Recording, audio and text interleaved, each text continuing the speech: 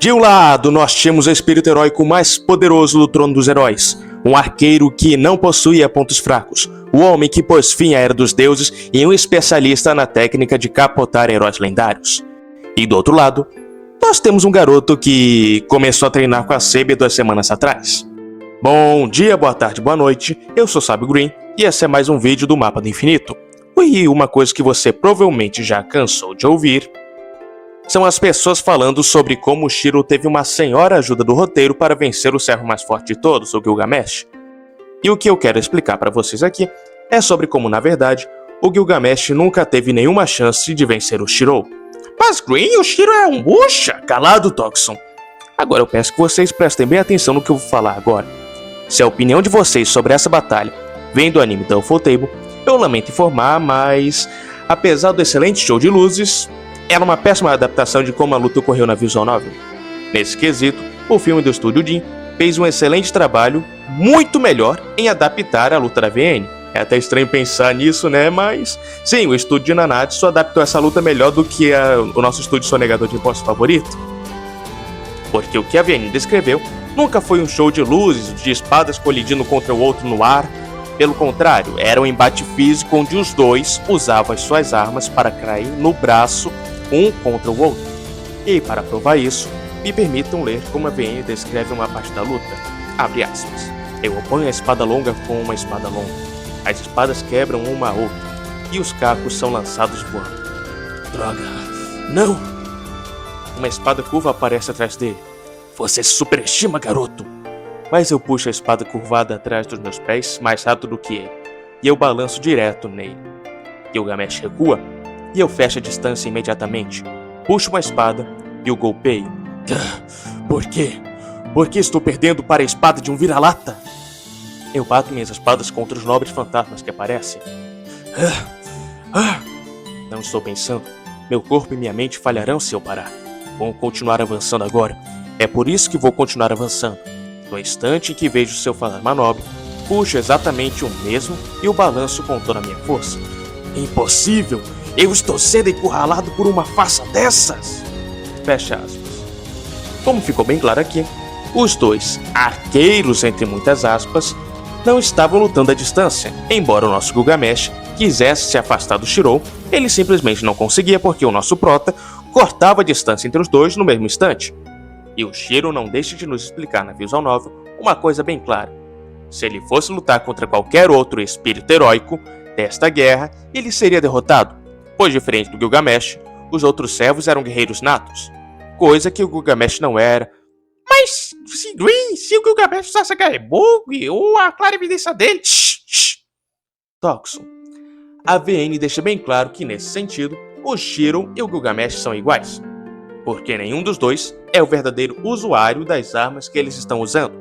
Ambos são donos das armas que estão utilizando nessa luta, mas nenhum deles masterizou a arma que é para ser usada um contra o outro.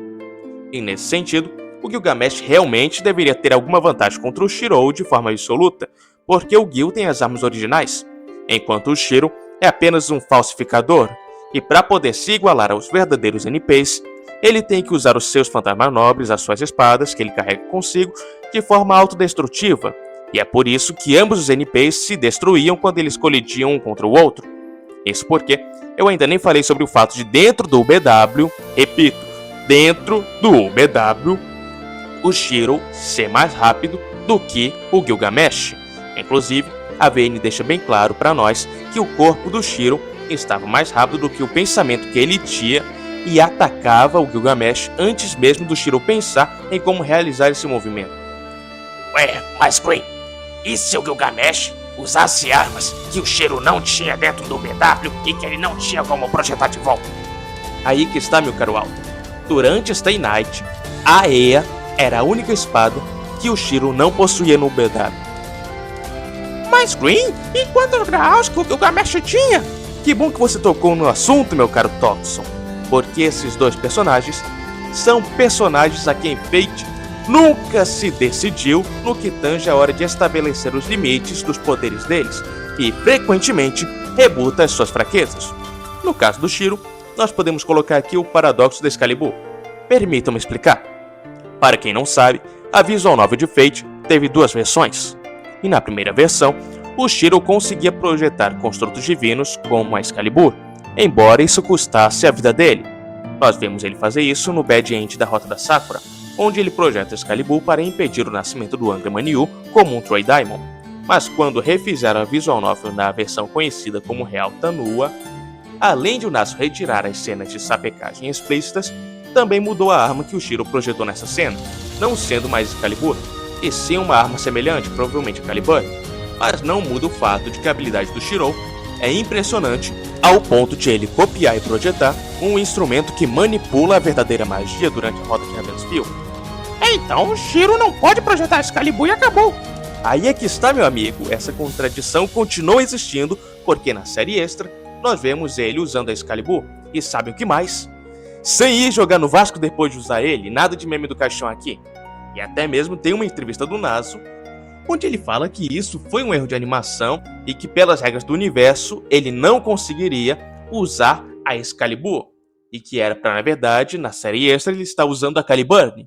Até aí tudo bem, erros acontecem. Se as sequências de extra não tivessem corrigido esse erro e mostrado o nosso querido Nameless usando a Caliburn em vez da Excalibur, tudo certo. O problema é que eles continuaram insistindo em mostrar o Emiya usando a Excalibur, o que levanta uma pulga na minha orelha como youtuber de Fate. Afinal, ele pode ou não pode? Se nem a obra liga mais para essa consistência, quem sou eu para ligar? Mas pelo menos o Gilgamesh é consistente. Calado, Thompson, porque Fate já havia deixado bem claro para nós na série de Stay Night e Zero que não havia nenhum Graal dentro dos tesouros do Gilgamesh, coisa que foi refutada em Samurai Reminante, onde nós vimos que ele tem um Graal dentro do Gate, sim, vários Graais inclusive, ou seja... Por isso, antes de alguém vir dizer que o Gilgamesh de tal canto tinha tal arma, vamos deixar uma coisa bem clara aqui. A menos que a obra diga com todas as letras, esta arma aqui Shiro Emiya não pode projetar, então ele pode projetar as outras armas. Só essas armas que forem ditas com todas as letras. Shiro Emiya não pode projetar essa arma, e mesmo assim com muitas ressalvas, não é mesmo, senhora Excalibur? Pelo menos aqui em Stay Night. Estamos combinados? Uma vez que isso está acertado, a única arma que o Gil tinha, que o Shiro não podia projetar, era a Eia, e só. De resto, o Shiro podia projetar qualquer arma do Gil de Stay Night, um rank abaixo do que ela estava com o Gil, mas igualar a força dos dois NPs quando ele usava as suas espadas de maneira autodestrutiva. Mas Green, ele ainda é humano? Como ele pode se igualar com um servo? Esse é um argumento da galera que esquece que o Shiro não é só um humano. Ele é o último humano da história humana apropriada a se tornar um espírito heróico.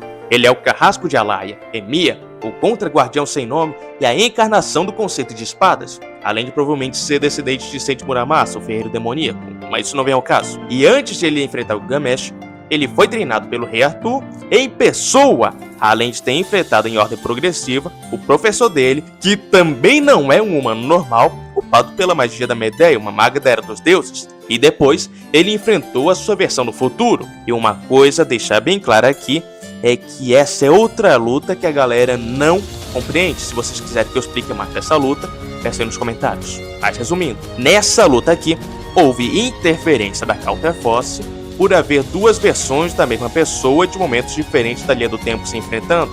Só que como isso é uma contradição, porque não era para ver dois momentos da pessoa em frente da linha do tempo se encontrando, não é mesmo?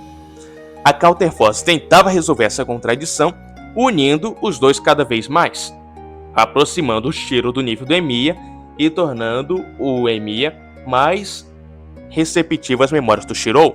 Inclusive, esse era o plano do Emiya do futuro, usar dessa contradição de ele mesmo se capotar para que a Counterforce, talvez assim, apagasse ele do trono dos heróis. Essa luta foi um atalho de 20 anos no treinamento do Shiro, exatamente por causa da interferência da Counterforce que fez esse atalho permitindo ao Shiro alcançar o nível de um servo ainda em vida. E por último, mas não menos importante, é que as pessoas esquecem que essa não é uma batalha puramente de força, é uma batalha de ideais. E embora não admita, Gilgamesh gosta sim do Shiro, o que ele não gosta é das habilidades de projeção dele.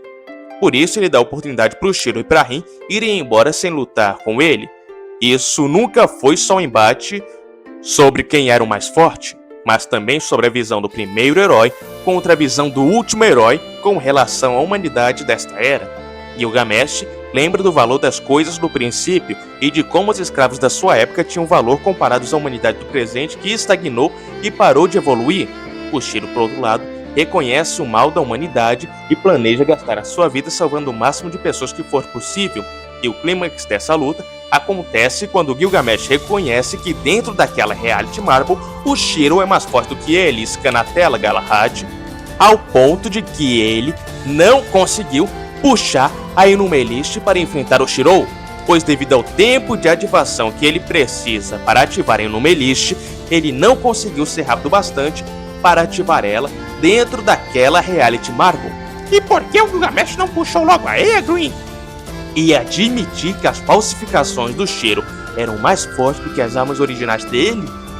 Meu amigo, vocês realmente conhecem como funciona o orgulho do Gilgamesh?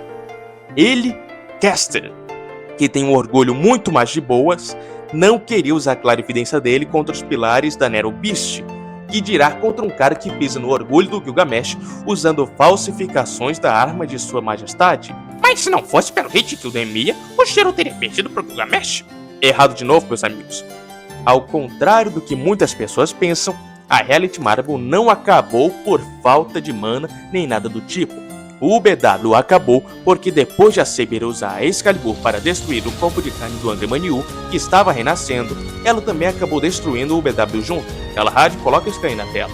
Se não fosse por isso, o Shiro teria matado o Gil ali dentro do BW. E mesmo depois do BW deixar esse mundo, o Gilgamesh ainda ia morrer devorado pelo buraco negro do Graal. Inclusive, na VN nós desbloqueamos uma possibilidade de final ruim aqui, porque nós podemos escolher pular dentro do buraco negro para matar o Gilgamesh, ou deixarmos o Emiya soltar um headshot e roubar nossa kill. Mas o ponto final deste vídeo acaba sendo, sim, Gilgamesh é o servo mais forte, e ele nunca teve chance de vencer Shirou Emiya. E mais um vídeo do Mapa do Infinito acabou. Não se esqueça de deixar o like no vídeo e de se inscrever no canal.